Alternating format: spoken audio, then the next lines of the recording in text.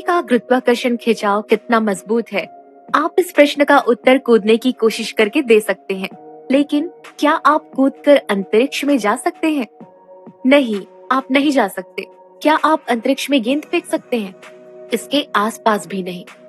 अंतरिक्ष यान ऊपर उठने के दौरान अंतरिक्ष में जाने के लिए प्रति सेकंड 5000 किलोग्राम ईंधन की खपत करते हैं। ये एक सामान्य कार की औसत ईंधन खपत दर का 2 लाख गुना है। पृथ्वी के गुरुत्वाकर्षण से पलायन कोई आसान काम नहीं है। पृथ्वी पर वायुमंडल है, लेकिन चंद्रमा पर वायुमंडल नहीं है। ऐसा क्यों है? इसका किसी ग्रह की अपनी वायुमंडल को ग्रहण करने की क्षमता से कुछ लेना देना है। ये ग्रह के तापमान और उस ग्रह पर किसी भी पिंड की पलायन चाल पर निर्भर करता है। पलायन चाल क्या है? सबसे पहले हम किसी ग्रह की सतह से प्रक्षेपित कृत्रिम उपग्रह जैसे किसी पिंड की पलायन चाल के बारे में जानेंगे। पलायन चाल को न्यूनतम चाल के रूप में परिभाषित किया जाता है, जिसके साथ एक पिंड को इस तरह प्रक्षेपित किया जा सकता है कि वो स्थायी रूप से ग्रह के गुरुत्वाकर्षण खिंचाव से पलायित हो जाए। ऊर्जा संरक्षण की अवधारणा का उपयोग करके पलायन चाल के लिए व्यंजक व्युत्पन्न किया जा सकता है। पिंड को ऊपर की ओर फेंकना जिससे वो पलायित हो जाए, हमें प्रारंभिक अवस्था देता है, और जब पिंड पलायित हो जाता है तो हमारे पास अंतिम अवस्था होती है। प्रारंभिक अवस्था में प्रारंभिक चाल पलायन चाल है। अंतिम अवस्था में वस्तु ग्रह से अनंत दूरी पर होगी और उसकी चाल 0 के बराबर होगी। इसलिए ऊर्जा संरक्षण से गतिज ऊर्जा प्रारंभिक प्लस गुरुत्वाकर्षण स्थितिज ऊर्जा प्रारंभिक इक्वल्स टू गतिज ऊर्जा अंतिम प्लस गुरुत्वाकर्षण स्थितिज ऊर्जा अंतिम। गतिज ऊर्जा अंतिम 0 होगी, क्योंकि अंतिम चाल 0 है, और गुरुत्वाकर्षण स्थितिज ऊर्जा अंतिम 0 है, क्योंकि इसकी अंतिम दूरी अनंत है। अतः किसी वस्तु की प्रारंभिक गतिज ऊर्जा तथा प्रारंभिक गुरुत्वीय स्थितिज ऊर्जा का योग 0 होता है, अर्थात half m times v escape square plus minus g into m upon r equals to 0।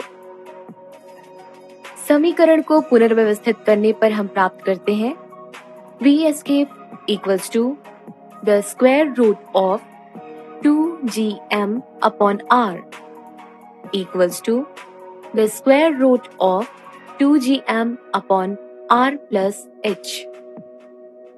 यहाँ m एक कृत्रिम उपग्रह की तरह वस्तु का द्रव्यमान है, v एस्केप वस्तु की पलायन चाल है, m ग्रह का द्रव्यमान है, r ग्रह के केंद्र से वस्तु की दूरी है, r ग्रह की त्रिज्या है, h ग्रह की सतह से ऊंचाई है, और g सार्वत्रिक गुरुत्वाकर्षण स्थिरांक है।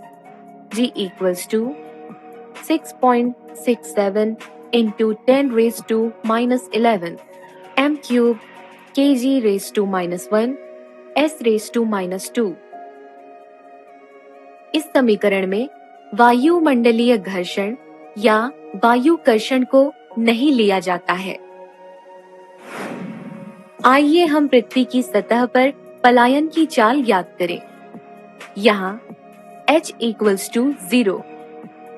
हम जानते हैं कि पृथ्वी का द्रव्यमान 5.98 इंटू 10⁻24 किलोग्राम और पृथ्वी की त्रिज्या 6371 किलोमीटर है। हम पाते हैं v escape equals to 11.2 kilometre पर सेकेंड या 40,000 320 किलोमीटर प्रति घंटा। पृथ्वी की सतह पर पलायन की चाल ध्वनि की चाल से लगभग 33 गुना अधिक है।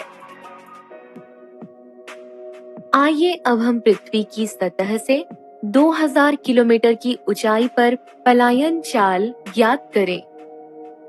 हमें विपलायन 2000 किलोमीटर बराबर 9.76 किलोमीटर प्रति सेकंड प्राप्त होता है।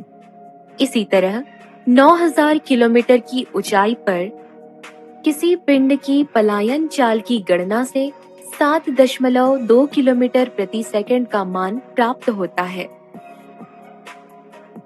इसलिए हम ये निष्कर्ष निकालते हैं कि बढ़ती ऊंचाई के साथ पलायन चाल का मान घटता रहेगा।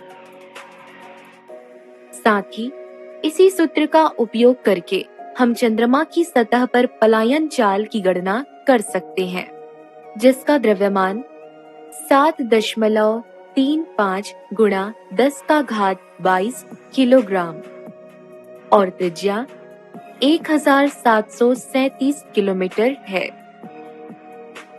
ये 2.4 किलोमीटर प्रति सेकंड है। आइए अब हम उसी प्रश्न पर लौटते हैं जो हमने शुरुआत में लिया था। पृथ्वी पर वायुमंडल है, लेकिन चंद्रमा में क्यों नहीं है? पृथ्वी का औसत तापमान लगभग 300 केल्विन है। इस तापमान पर H2 की औसत चाल है 1.80 किलोमीटर प्रति सेकंड और हीलियम के लिए है 1.28 किलोमीटर प्रति सेकंड। नाइट्रोजन के अणुओं की औसत चाल 0.48 किलोमीटर प्रति सेकंड होती है, जबकि ऑक्सीजन अणुओं की औसत चाल 0.45 किलोमीटर प्रति सेकंड होती है। दिन में चंद्रमा का औसत तापमान लगभग 380 केल्विन होता है। इस तापमान पर H2 की औसत चाल 2.0 किलोमीटर प्रति सेकंड है और हीलियम के लिए 1.4 किलोमीटर प्रति सेकंड है। इसी तरह नाइट्रोजन अणुओं की औसत चाल 0.54 किलोमीटर प्रति सेकंड है और ऑक्सीजन अणुओं के लिए 0.50 किलोमीटर प्रति सेकंड है। एक सामान्य नियम जो किसी ग्रह पर अणुओं की औसत चाल को पलायन चाल से जोड़ता है, सूत्रित किया जाता है। इस नियम के अनुसार यदि गैस अणुओं की औसत चाल पलायन चाल के 0.2 गुना से कम है, तो उस प्रकार की गैस के आधे से अधिक की ग्रह से पलायन नहीं करेगी। यदि औसत चाल इस क्रांतिक मान से अधिक है, तो उस प्रकार की आधी से अधिक गैस ग्रह से पलायित हो जाएगी। पृथ्वी ग्रह पर औसत चाल का क्रांतिक मान 0.2 इंटू 11.2 बराबर 2.24 किलोमीटर प्रति सेकंड है।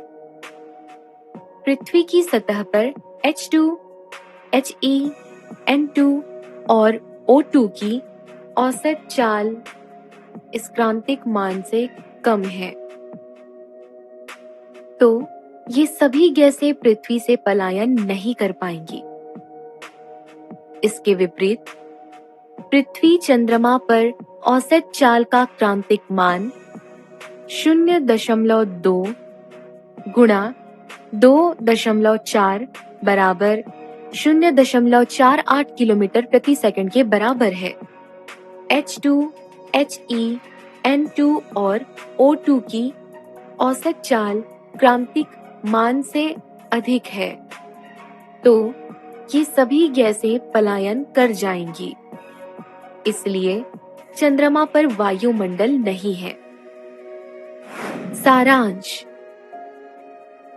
पलायन चाल को न्यूनतम चाल के रूप में परिभाषित किया जाता है, जिसके साथ किसी पिंड को इस तरह प्रक्षेपित किया जा सकता है कि वो पृथ्वी के गुरुत्वाकर्षण खिंचाव से स्थायी रूप से पलायन कर जाए।